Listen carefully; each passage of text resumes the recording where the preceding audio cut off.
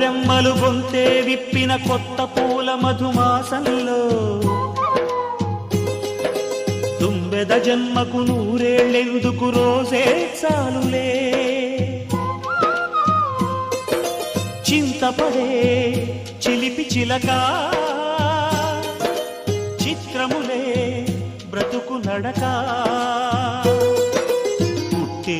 ప్రతి మనిషి కనుమూసే తీరు మళ్ళీ తన మనిషై ఒడిలోకే చేరు మమతానురాగ స్వాగతాలు పాడ నవ్వవే నవమల్లిక ఆశలే అందాలుగా